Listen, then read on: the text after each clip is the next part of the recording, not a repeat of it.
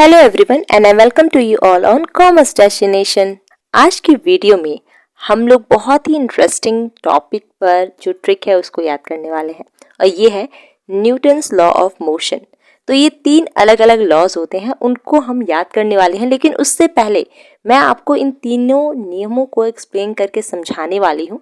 तो आइए अब वीडियो को शुरू करते हैं।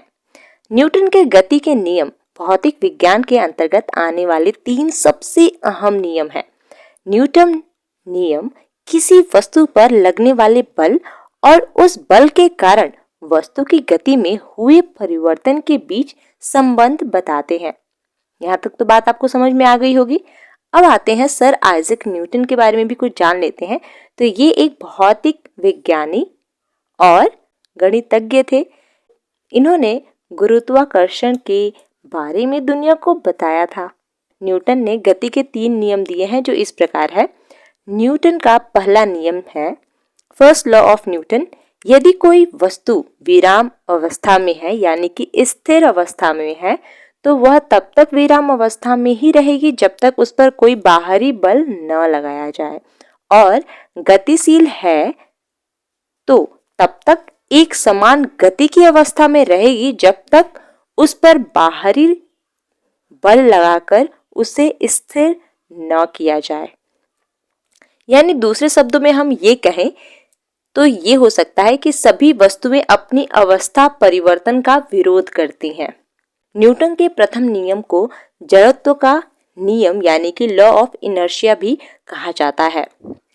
एक उदाहरण से समझते हैं इस लॉ को। जब कोई रुकी हुई गाड़ी अचानक चल पड़ती है तो उसमें बैठे हुए यात्री पीछे की ओर झुक जाते हैं। ऐसा होता है, आपने खुद देखा होगा। और इसके ठीक उल्टा होता है जब कोई गाड़ी चलती हुई रहती है और अचानक ही रुक जाती है तो यात्री आगे की ओर झुक जाते हैं। जब हम किसी कार में यात्रा करते हैं तो चलती हुई कार के सापेक्ष हमारा शरीर गति की अवस्था में रहता है, लेकिन जब ब्रेक लगाया जाता है तो गाड़ी के साथ साथ सीट भी विराम अवस्था में आ जाता है, लेकिन हमारा शरीर जड़त्व के कारण गतिज अवस्था में ही बना रहता है। इसलिए शरीर ब्रेक लगने पर आगे की तरफ तेजी से झुकता है। न्यूटन का दूसरा नियम सेकेंड लॉ ऑफ न्यूटन।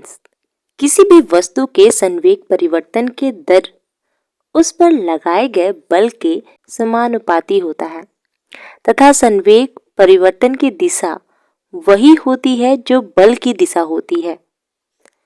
दूसरे शब्दों में अगर कहा जाए तो किसी वस्तु के संवेग में आया बदलाव उस वस्तु पर आरोपित बल के समानुपाती होता है तथा समान दिशा में घटित होता है। अगर हम इसको एक उदाहरण से जाने तो यह होगा क्रिकेट। अब क्रिकेट का नाम आया है तो आप सबको तो मालूम ही होगा, जैसे श्रीलंका और इंडिया का कल क्रिकेट हुआ तो कितने अच्छे से हमारा भारत देश जीता है। बहुत ही ज़्यादा खुशी हुई क्रिकेट देखकर। तो क्रिकेट खिलाड़ी तेजी से आती हुई गेंद को पकड़ते समय अपने हाथों को पीछे की ओर खींच लेते हैं ताकि गेंद का वेग कम किया जा सके। इससे कम चोट लगती है। तेज घूमती गेंद में उसके वेग के कारण संवेग की मात्रा अधिक होती है, इसलिए गेंद में काफी बल होता है।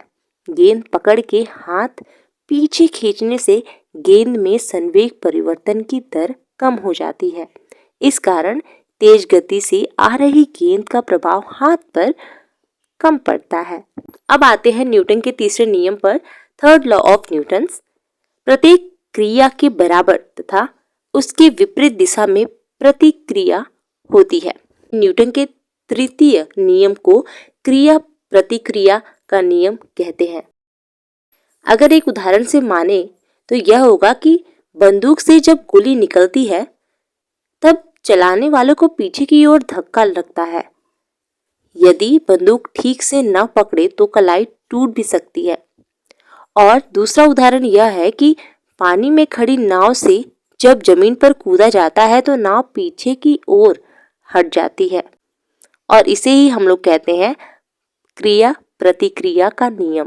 प्रत्येक क्रिया के बराबर उसके विपरीत दिशा में प्रतिक्रिया होती है। यानी जब आगे की तरफ बंदूक की गोली निकलती है तो पीछे की ओर धक्का लगता है, और अगर हम उस बंदूक को गोली चलाते समय बढ़िया से ना पकड़े तो कलाई भी टूट सकती है। और सेम उसी तरीके से जब हम पानी में खड़ी नाव से जमीन पर कूदते हैं तो नाव क्या होता है, पीछे की तरफ अपने आप हट जाता है। अब चलिए हम देखते हैं कि क्या है वो ट्रिक जिससे हम ये तीनों नियम को याद कर सकते हैं। तो ट्रिक है जड़ से क्रिया। यहाँ पर ट्रिकी वर्ड्स रहेंगे जड़ से क्रिया। तो ये जो जड़ है ना, इससे हम लोग पहले नियम को याद रखेंगे। जो पहला नियम क्या था, जड़त्व का नियम, और दूसरा है से। तो से हम याद रखेंगे संवेग का नियम, स से संवेग, ठीक है। तो संवेग का नियम याद रखेंगे और क्रिया से हम लोग क्रिया प्रतिक्रिया का नियम याद रखेंगे। याद रखिए कि लॉ ऑफ मोशन को याद करने का जो ये ट्रिक है, ये ट्रिक क्या है, जड़ से क्रिया। जड़ से हम जड़त्व का नियम याद रखेंगे, से स यानी कि संवेग का नियम, और क्रिया से क्रिया प्रतिक्रिया का नियम। आज की वीडियो में बस इतना ही, फिर मिलेंगे अगले नए वीडियो में। इस वीडियो में अगर आपको किसी प्रकार की कोई गलती नजर आ रही हो तो प्लीज कमेंट बॉक्स के द्वारा मुझे जरूर बताइए। मुझे हमेशा कुछ नया जानना और सीखना पसंद आता है। और अगर आपको कोई और टॉपिक पर ट्रिक्स की वीडियो चाहिए तो प्लीज कमेंट बॉक्स के द्वारा मुझे बताइए, ताकि मुझे पता चले और अगली वीडियो को बनाने में मुझे आसानी हो।